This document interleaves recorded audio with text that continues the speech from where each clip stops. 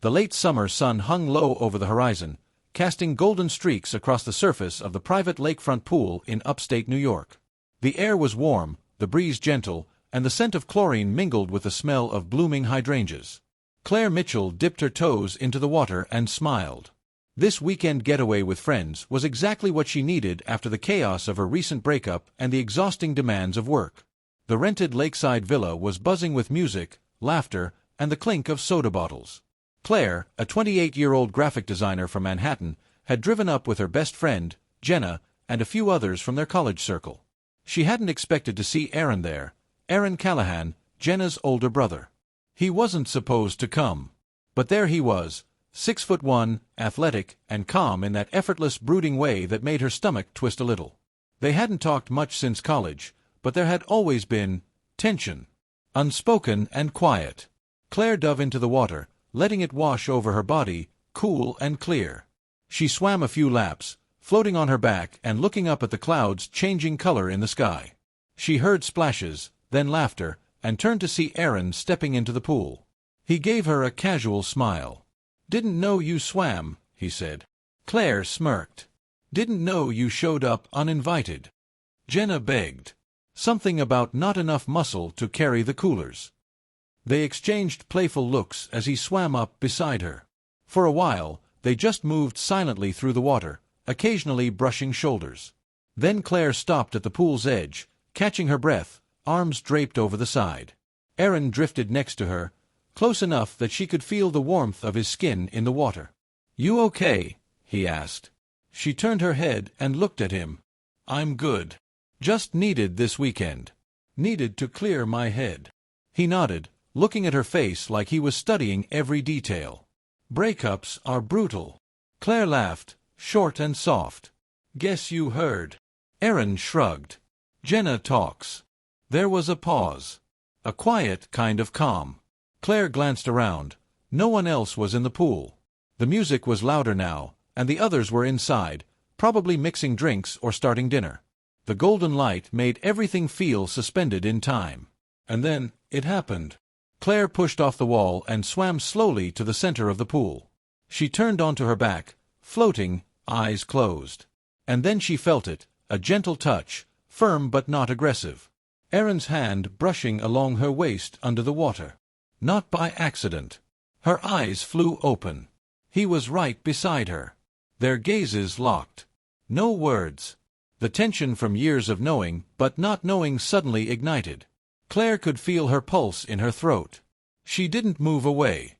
Instead, she let herself float closer, the water doing what neither of them had dared to do before. "You sure?" he whispered. She nodded, barely. He moved in. His hand settled lightly on her waist again, and this time she welcomed it. Their lips didn't meet yet. Not there. But their faces were close, so close. The pool felt like their own secret universe, the rest of the world forgotten. That night, after everyone had gone to bed, Claire sat out on the dock, wrapped in a towel. The moon reflected off the still lake.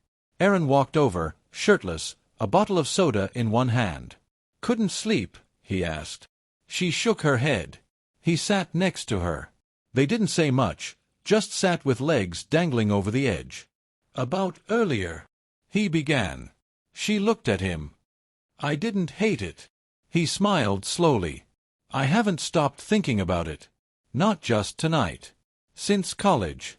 Since that night you came to Jenna's birthday in that red dress." Claire laughed. "That was ages ago. Still remember. Still think about it." Their hands touched. Fingers intertwined. The tension had shifted, no longer hesitant, no longer unsure. It was desire, but also recognition. A knowing. Over the next 2 days, they stayed close. Nothing happened beyond soft touches and long looks. But there was promise. One night, he made her coffee at midnight when she couldn't sleep. Another day, they went canoeing, laughing and splashing each other like kids. But under it all was the spark neither wanted to put out. On Saturday afternoon, the group decided to visit a nearby waterfall. The hike was short but beautiful. Claire and Aaron stayed a little behind, letting the others rush ahead. Claire slipped on a mossy stone, and Aaron caught her around the waist, again. It was becoming a habit neither of them minded. "You okay?" he asked, this time his voice softer. She nodded, brushing her hair from her face. "You're always catching me."